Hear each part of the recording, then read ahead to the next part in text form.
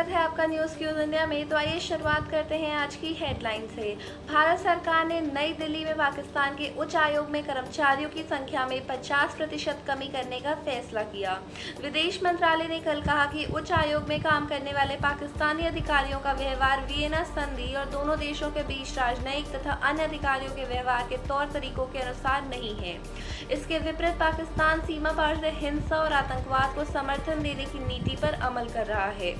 विदेश मंत्रालय ने हाल में पाकिस्तान में भारतीय उच्च आयोग के 2 अधिकारियों को बंदूक की नोक पर अगवा किए जाने की घटना का जिक्र करते हुए कहा कि उनके साथ दुष्व्यवहार किया गया। मंत्रालय ने कहा है कि यह इस बात को दर्शाता है कि पाकिस्तान इस तरह के कृत्यों में किसी भी सीमा तक जा सकता है। आयुष मंत्रालय ने पतंजलि की कोरोनिल के प्रचार प्रसार पर रोक लगाई। बाबा रामदेव ने जैसे ही मंगलवार को कोरोना को 7 दिन में पूरी तरह ठीक होने करने की दवा के साथ दवा का लॉन्च किया, आयुष मंत्रालय हरकत में आ गया। इसके बाद आयुष मंत्रालय ने तत्काल पतंजलि को दवा के प्रचार प्रसार के विज्ञापनों पर रोक लगाने को कह दिया। मंत्रालय ने स्पष्ट कर दिया कि यदि इसके बाद दवा का विज्ञापन जारी रहा तो उसके खिलाफ कानूनी कार्रवाई की जाएगी। आयुष मंत्रालय के एक वरिष्ठ अधिकारी ने कहा कि पतंजलि ने ऐसी किसी दवा के विकसित करने और इसके ट्रायल की कोई जानकारी मंत्रालय को नहीं दी है। कैनरा बैंक की एक महिला कर्मचारी को पासबुक प्रिंटिंग के लिए पीटा गया। पुलिस कांस्टेबल और महिला बैंक ऑफिसर के बीच पासबुक प्रिंटिंग को लेकर हुई झड़प में कांस्टेबल ने बैंक के अंदर ही महिला को पीटा। वित्त मंत्री निर्मला सीतारमण ने ट्वीट करते हुए यह सुनिश्चित किया है कि कांस्टेबल के खिलाफ कड़ी कार्रवाई होगी और इसी के साथ साथ बैंक के सारे कर्मचारियों को सुरक्षित रखने की बात पर भी जोर दिया है। बैंकों ने 19 लाख एमएसएमई और अन्य कारोबारियों के लिए 79,000 करोड़ रुपए से अधिक का ऋण मंजूर किया। सार्वजनिक और निजी क्षेत्र के बैंकों ने आपात ऋण सहायता गारंटी योजना के अंतर्गत अब तक 79,000 करोड़ रुपए से अधिक के ऋण स्वीकृत किए हैं। इसमें से 35,000 करोड़ रुपए से अधिक के ऋण पहले ही संवितरित किए जा चुके थे।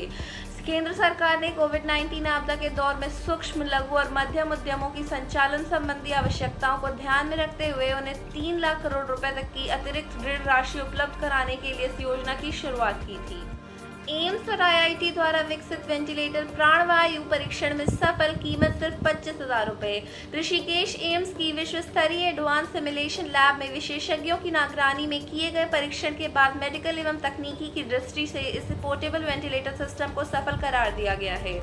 इस पोर्टेबल वेंटिलेटर को बनाने वाली टीम में आईआईटी रुड़की के प्रोफेसर अक्षय द्विवेदी व प्रोफेसर अरूप दास के साथ ही एम्स ऋषिकेश के एनेस्थीसिया विभाग के प्रोफेसर देवेंद्र पाठी शामिल थे।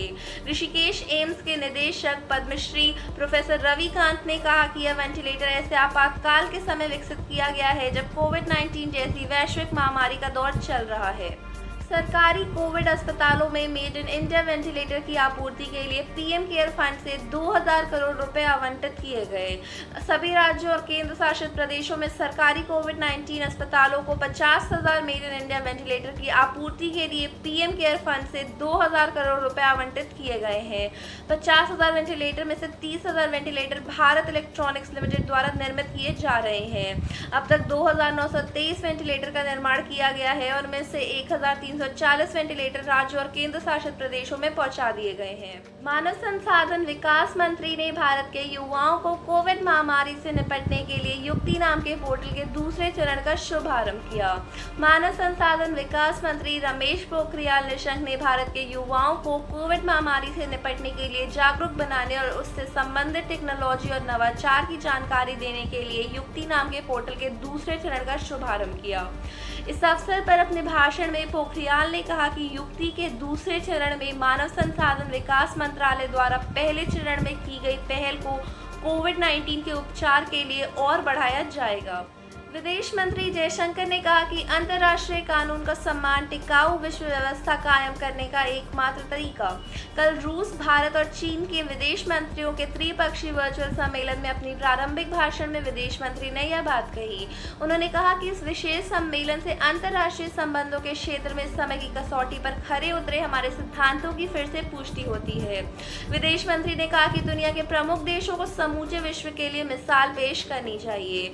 जयशंकर ने कहा कि रूस, भारत और चीन विश्व की कार्यसूची के निर्धारण में सक्रिय रूप से भागीदार रहे हैं और भारत को आशा है कि बहुपक्षवाद की नई अवधारणा को लेकर भी तीनों देशों में आम राय बनेगी। सेना ने कहा कि भारत और चीन पूर्वी लद्दाख के सभी क्षेत्रों से हटने पर सहमत हुए हैं। भारत और चीन के बीच पूर्वी लद्दाख क्षेत्र में तनाव समाप्त करने पर आम सहमति बन गई है। मालदो में भारत और चीन के बीच कोर कमांडर स्तर की वार्ता में दोनों पक्ष टकराव के सभी क्षेत्रों से हटने पर सहमत हुए। सेना के सूत्रों के हवाले से हमारे संवाददाता ने खबर दी है कि दोनों देशों के बीच कोर कमांडर स्तर की वार्ता कल मालदो में सौहार्दपूर्ण, सकारात्मक और रचनात्मक माहौल में हुई। बैठक में पूर्वी लद्दाख में टकराव के सभी क्षेत्रों से हटने के तौर तरीकों पर चर्चा हुई। आज के लिए इतना ही। देश और दुनिया भर की तमाम खबरों के लिए जुड़े रहिए न्यूज़ क्यूज इंडिया के साथ।